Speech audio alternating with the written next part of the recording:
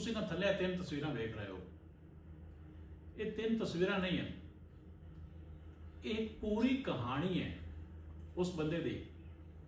ਜਿਹੜਾ ਬੰਦਾ ਆਪਣਾ ਬੈਟ ਨਹੀਂ ਖਰੀਦ ਸਕਦਾ, ਜਿਹੜਾ ਬੰਦਾ ਆਪਣਾ ਸਾਰਾ ਸਮਾਨ ਕ੍ਰਿਕਟ ਦਾ ਨਹੀਂ ਖਰੀਦ ਸਕਦਾ, ਬਾਲ ਬੈ ਕਰ ਰਿਹਾ ਹੈ, ਉਹਦਾ ਪਿਓ ਉਹਨੂੰ ਸਕੂਟਰ ਤੇ ਚੜਾ ਕੇ ਕਦੀ ਕਿਸੇ ਕਲੱਬ ਦੇ ਵਿੱਚ ਕਦੀ ਕਿਸੇ ਕਲੱਬ ਦੇ ਵਿੱਚ ਵਵਾਉਂਦਾ ਰਿਹਾ, ਉਸਨੇ ਹਿੰਮਤ ਨਹੀਂ ਹਾਰੀ।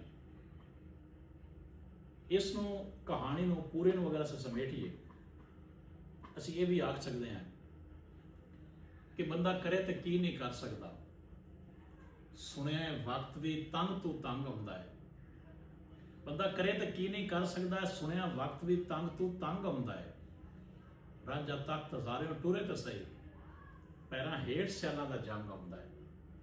ਇਹ ਤਸਵੀਰ ਉਹਨਾਂ ਲੋਕਾਂ ਵਾਸਤੇ ਜਿਹੜੀ ਜੁਸਤਜੂ, ਹਿੰਮਤ, ਕੋਸ਼ਿਸ਼ ਕਦੀ ਵੀ ਨਹੀਂ ਹਾਰਦੇ ਔਰ ਇੱਕ ਦਿਨ ਕੱਪ ਉਠਾ ਕੇ ਉਹਦਾ ਲੋਕਾਂ ਨੂੰ ਦੱਸਦੇ ਨੇ, ਜਿਨ੍ਹਾਂ ਨੂੰ 2-3 ਸਾਲ ਹੋ ਗਏ ਨੇ ਮੁਸਲਸਲ ਕਿ ਬਾਬਰ ਆਜ਼ਮ ਬਾਬਰ ਆਜ਼ਮ ਬਾਬਰ ਆਜ਼ਮ, ਐਵਰੇਜ ਕੋਈ ਨਹੀਂ ਜੀ, ਇਹ ਹੈ वो है।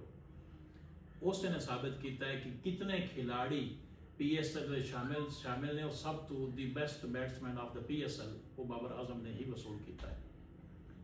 इो जो नौजवानों वास्ते ही बाबा नजमी ने आख्या है कि बेहिम्मते ने वो जिहड़ा गिला करन मुकदरां दा, बेहिम्मते ने वो जिहड़े गिला करन मुकदरां दा, उगण वाले उग पाउंदे ने सीना पाड़ के पत्थरां दा। वीडियो चंगी लगे तो लाइक फॉरवर्ड करके शेयर कर दो। बहुत शुक्रिया।